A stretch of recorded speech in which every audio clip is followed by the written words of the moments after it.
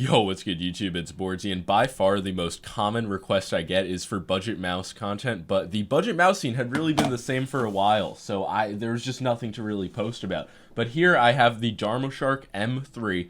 Darmoshark is a brand where, if you've watched my past videos, I've really hated every single one of their mice that I've tried. But this one is different. It reminds me a lot of when the Deluxe M800 first came to the scene. A mouse that just shakes up the budget mouse market. I'll tell you why. Obviously, the most important part of a budget mouse is the price, and it comes in at $50 for a mouse with a 3395 sensor. You just really, there's no way to say that it's a bad price. You can get it for $43 on AliExpress, probably comes out to around the same. I do believe MechKey's shipping will be faster, but yeah, the price for this mouse, which is a Air 58 inspired shape. It's not a direct clone, but in the hand, it's definitely closest to the Air 58. Kind of feels like a higher profile Viper V2 as well. But yeah, it has a 3395. It weighs in under 60 grams. I believe it's 59. It has a Bluetooth mode as well. And I mean, the last mouse I covered was the Pulsefire Haste 2, which has basically the same specs and is $90 from a far larger company. But that's a little slam click right there, which brings me to my point. The one thing that kind of does hold this mouse back is going to be the main clicks, and specifically the Kill 8.0 implementation. It is held back by what I call the cheap Chinese click feel. These Kill 8.0s really feel like a shitty past implementation of like Omron switches. There's a lot of post travel and just a really slow rebound, which I notice a lot if I'm trying to do any like clicking scenarios, spamming them to edit in Fortnite. It just does feel very poor in that regard. Just for like tracking purposes, this mouse really feels great. There are some settings that you have to switch in the software to make the sensor experience feel solid, but once you do, I mean, this mouse for the price of $50, it just feels like it's worth a lot more than that. And the clicks don't really make the mouse unusable, but if I had to pick one thing that they could rework and improve in their future mice, it would absolutely be the clicks, because there is grinding,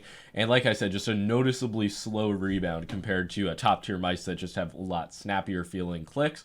The side buttons were surprisingly pretty good, like not much to nitpick. They're in a good position. Pretty large buttons, similar to the final mouse design, but not exactly the same. And yeah, it's a large mouse. They do have a mini version in the works that is set to release pretty soon. I did not get sent this mouse by Darmoshark, by the way. MechKeys has just been sending me basically every Chinese mouse. They are my keys to the East. And this is probably the East's best work that I have seen so far. The build quality on my unit is very solid, just not really. Actually, I mean, I guess if I squeeze really hard, I can get the side buttons to activate through the shell, but that is not something I knew until I started squeezing the mouse now. The shell had felt pretty solid, and I will still say that it does. Because in actual use, there's no noticeable creaking or flexing. It's really just felt solid. The clicks are one thing, and another is the coating. It's just a pretty basic, slippery, very plasticky. It's just like there is no coating. It's just the standard plastic. Obviously, I could throw like some Pulsar Super Grip on it. I believe the AliExpress version might come with grip tape, because I've seen some posts that have grip tape for the mouse, but my version definitely did not come with any in the box. So yeah, the coating is lackluster. The stock feet are surprisingly good. I don't know if they're like Tiger Arcs or some type of aftermarket skate pre-installed. I also don't know if it's the exact same design as the Air 58. It might be, but yeah, the skate design and the skates themselves feel pretty good. And overall, for $50, like I've been saying, that's what you kind of have to look at this mouse as.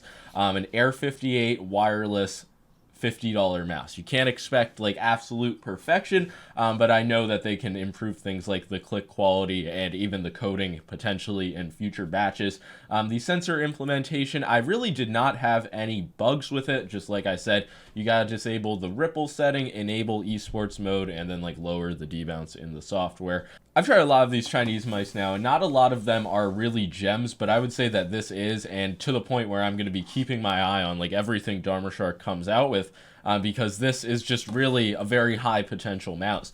And I do think if you're on a budget and you want a large wireless mouse for like $50, this is probably the go-to option. I just can't think of anything better. It will work for claw grip or like some type of relaxed fingertip, even palm if you have larger hands, but I would say if your hands are below like 18 by 10, probably just hold out for the mini version, and if you prefer small mice in general, probably just hold out for the mini version. But yeah, that's really all I gotta say for the M3. I figure since I am on the topic of budget mice, I can talk about what is, in my opinion, the top budget mouse if you're just looking for performance, and that is going to be the Razer Deathadder V3. It launched at $70, which I thought was a great price because it's lighter than the $150. I mean, the faker version's $170, but now it is down to $55. It has 8 kHz polling rate. The cable, I'm not gonna lie to you guys and say it's an excellent cable, but it's definitely passable if you have a bungee solution, and if you just don't really mind a cable in general, it's not going to really ruin the mouse for you. The coating on it's good, and it's going to be in a different league of performance than the Darmoshark M3 for a similar price, but obviously some people are just looking for the budget wireless mouse. But if you have the $55 or just any deal on the Deathadder V3, I would say you can't really go wrong with that either. I've made so many videos just showing the Deathadder V3. I think it's a great ergo shape, and yeah, just an insane quality mouse for $55. That's going to be about all for this video. I just wanted to highlight a few budget options. There should be something for everybody. To be honest, both of these mice need to make mini versions so the shapes appeal to more people, but I'm pretty sure that is in the process for both of them. But I just get asked so much for budget mouse content, so I do hope this helps out. And if there are other budget mice you guys want me to take a look at, be sure to comment it below. But yeah, that's going to be all. Make sure to leave a like and subscribe if you enjoyed, and that's going to be all. Peace.